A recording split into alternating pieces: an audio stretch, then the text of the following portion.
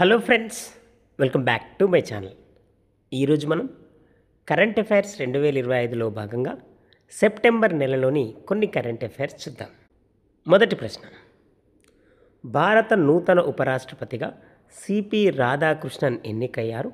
అయితే ఆయన ఎంత శాతం ఓట్లతో విజయం సాధించారు? చూడండి, ఎంత శాతం ఓట్లతో విజయం సాధించారు? Answer 60.10%. Next, CSIR National Institute of Science Communication and Policy రీసెర్చ్కి డైరెక్టర్గా, చూడండి, CSIR National Institute of Science Communication and Policy Research డైరెక్టర్గా ఇటీవల ఎవరు నియమితులయ్యారు? Answer Geeta Vani Rayasam. Next, Atal Innovation Centre తొలి విదేశీ శాఖను యుఏఈలోని దుబాయ్లో ప్రారంభించింది. దీన్ని ఏ సంస్థ ఏర్పాటు చేసింది? Answer IIT Delhi. Please friends, నేను మరొకసారి రిక్వెస్ట్ చేస్తున్నా, ఈ ఛానల్ మీకు యూస్ఫుల్గా ఉందని please like, share and subscribe. Like చేయగానే హైప్ అనే ఆప్షన్ కూడా కనబడుతుంది. ప్లీజ్ హైప్ కూడా చేయండి. నెక్స్ట్ క్వశ్చన్, మారిషస్ ప్రధాని సెప్టెంబర్ 12 నుండి 16 వరకు భారత్లో పర్యటించారు. భారతదేశం ఆ దేశానికి 5,984 కోట్ల ప్రత్యేక ఆర్థిక ప్యాకేజీని ప్రకటించింది. అయితే ఆ దేశ ప్రధాని ఎవరు?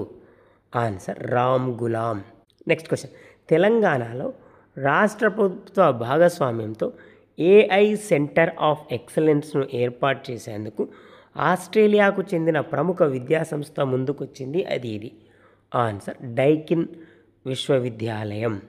నెక్స్ట్ క్వశ్చన్, ప్రతి సంవత్సరం సెప్టెంబర్ 8న అంతర్జాతీయ అక్షరాస్యత రోజుగా నిర్వహిస్తారు.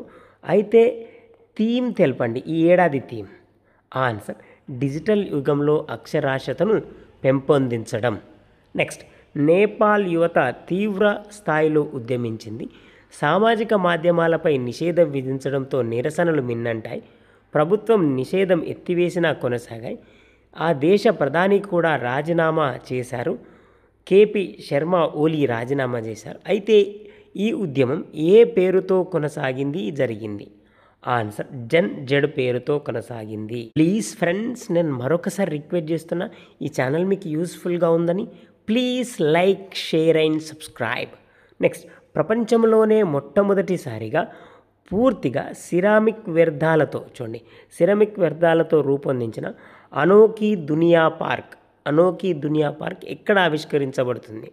ఆన్సర్ ఉత్తరప్రదేశ్. నెక్స్ట్, లింగ సమానత్వం కోసం యునైటెడ్ నేషన్స్ పాపులేషన్ ఫండ్ భారతదేశం యొక్క నూతన గౌరవ రాయబారిగా ఎవరు నియమితులయ్యారు? ఆన్సర్ కృతి సనన్. నెక్స్ట్, తెలంగాణలో సుస్థిర పాలన, పర్యావరణ పరిరక్షణలో చేసిన కృషికి అమెరికాకు చెందిన గ్రీన్ మెంటార్స్ సంస్థ ఇటీవల ఎవరికి గ్రీన్ లీడర్షిప్ అవార్డు ప్రకటించింది? ఆన్సర్ మాజీ మంత్రి కేటీఆర్కు. Next, the Chola Tigers Avengers of Somnath పుస్తకాన్ని ఎవరు రచించారు? Answer Amish Tripathi. Next question, భారతదేశంలో అతిపెద్ద టాటా ఈవీ మెగా ఛార్జర్ హబ్ను టాటా పవర్ మరియు టాటా ప్యాసింజర్ ఎలక్ట్రిక్ మొబిలిటీ సంస్థలు సంయుక్తంగా ఎక్కడ ఏర్పాటు చేశాయి? Answer Mumbai. Next question, US open మహిళల విభాగంలో అరీనా సబలెంకా విజయం సాధించింది. ఇది ఎన్నోసారి? అలాగే ఆమె ఎవరిని ఓడించింది? ఆన్సర్ ఇది వరుసగా రెండవసారి ఆమెకు ఫైనల్లో అమందా అనిసిమోవాను ఓడించింది. నెక్స్ట్, ప్రతి సంవత్సరం సెప్టెంబర్ 11న జాతీయ అటవీ అమరవీరుల దినోత్సవాన్ని నిర్వహిస్తారు. అయితే దీన్ని ఎప్పటి నుంచి నిర్వహిస్తున్నారు? ఆన్సర్ పర్యావరణ, అటవీ, వాతావరణ మార్పుల మంత్రిత్వ శాఖ దీన్ని 2013 నుంచి నిర్వహిస్తుంది. నెక్స్ట్, బహుళ దేశాల సైనిక విన్యాసం జపద్ 2025 రష్యాలోని ములినో శిక్షణ మైదానంలో సెప్టెంబర్ 10 నుండి 16 వరకు నిర్వహించారు. అయితే ఇందులో ఏ దేశాలు పాల్గొన్నాయి? Answer Russia, Bharat, Belarus, Bangladesh, Burkina Faso, Congo, Mali, Iran, Niger, Tajikistan. Next question, hockey Asia Cup 2025 hockey Asia Cup 2025ను భారత్ గెలుచుకుంది. అయితే తుది పోరులో భారత్ ఏ జట్టును ఓడించింది? ఈ టోర్నీని భారత్ గెలవడం ఎన్నోసారి? ఆన్సర్, భారత్ దక్షిణ కొరియాను ఓడించి ఆసియా కప్ గెలుచుకుంది. ఇలా గెలవడం 4వసారి. అత్యధికంగా దక్షిణ కొరియా 5 సార్లు గెలిచింది. మరొక ప్రశ్న, యుఎస్ ఓపెన్ పురుషుల విభాగంలో జనిక్ సిన్నర్ను ఓడించి ఎవరు విజయం సాధించారు? Answer, Carlos Alcaraz. ఇది 6వ grand slam title, US open 2వది. మరొక ప్రశ్న, ఇటీవల గయానా దేశానికి అధ్యక్షుడిగా ఎవరు విజయం సాధించారు? Answer, Irfaan Ali people's progressive party నుంచి గెలిచారు. ప్లీజ్ ఫ్రెండ్స్, నేను మరొకసారి రిక్వెస్ట్ చేస్తున్నా, please like, share and subscribe. Next, ప్రపంచ పారా అథ్లెటిక్స్ ఛాంపియన్షిప్ 2025కు భారత పారా అథ్లెటిక్ బృందానికి జాతీయ పతాకాదారులుగా ఎవరు ఎంపికయ్యారు? ఆన్సర్, ధర్మబీర్ ప్రతిపాల్.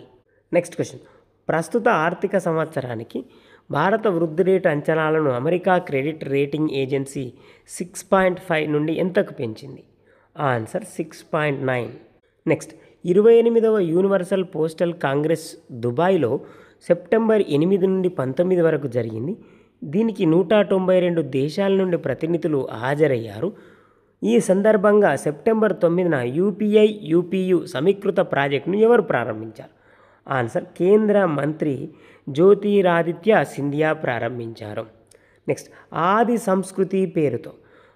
సంస్కృతి పేరుతో గిరిజన సంస్కృతికి సంబంధించి ప్రపంచంలోనే తొలి డిజిటల్ విశ్వవిద్యాలయాన్ని ఏ దేశ గిరిజన వ్యవహారాల మంత్రిత్వ శాఖ ప్రారంభించింది? ఆన్సర్, భారత్.